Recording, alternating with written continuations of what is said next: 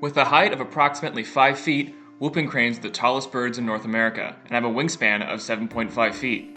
They are lean birds and despite their height, only weigh in at around 15 pounds. Beautiful, wonderful.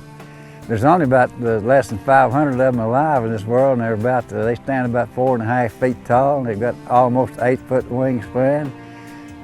I just never seen anything like them myself. Whooping cranes begin to look for mates and form bonds while at their winter feeding grounds. When choosing a mate, the cranes dance around, flap their wings, and call to a potential mate. The bonding continues as they fly north to their breeding habitat.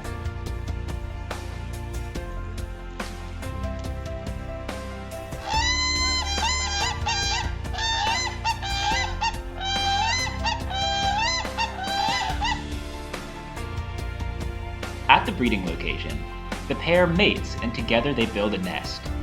The female lays 1 to 3 eggs, but normally one baby crane survives.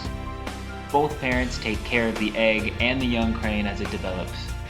The juvenile crane becomes fairly independent early on, but receives food from its parents. The juvenile stays with its parents throughout its first year, including the flight back to the wintering grounds. In 1941, whooping cranes hit an all-time population low of 15 due to widespread hunting and habitat loss. Since then, researchers have been working hard to restore the whooping crane population.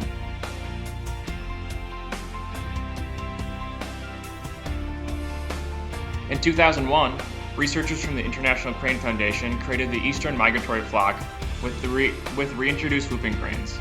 This population spends summers in Wisconsin and migrates down to Florida for the winter. Although they were raised in captivity, the cranes were taught to act as though they had been raised in the wild and migrate with the reintroduced flock. Chicks were hatched in isolation, and researchers wore white suits so the baby crane wouldn't imprint on them. Using an adult whooping crane puppet, researchers were able to teach the chicks how to feed and forage for food.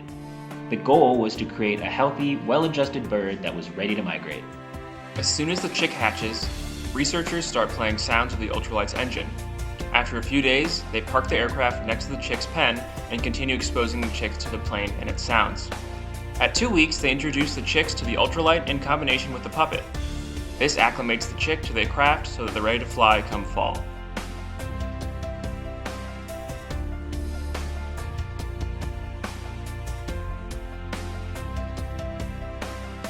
When the cranes were old enough, they were taught how to fly with the help of an ultralight aircraft. The researchers started by taxiing the cranes along their staging grounds in White River Marsh, Wisconsin.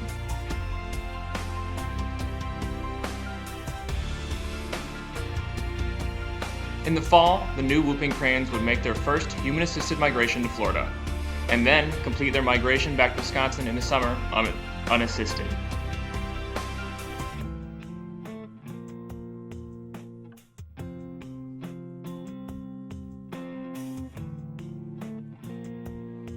The instinct to migrate is natural. The route is learned, and all we're doing is substituting for the parent to teach them the route. That's all we do. People make fun of bird brains, but the bird brains in these whooping cranes is able to memorize the 1,200-mile journey and repeat it 6 months later. Currently, the eastern migratory flock has stabilized at around 80 birds. The hard work of everyone at the International Crane Foundation has paid off, and the flock no longer requires human assistance. Continued close monitoring and application of conservation techniques to meet constantly changing climate and environmental changes will ensure the flock's survival into the foreseeable future. It is magical, it's awesome, it's inspiring, it's incredible, and there's nothing like it anywhere in the world. This is it.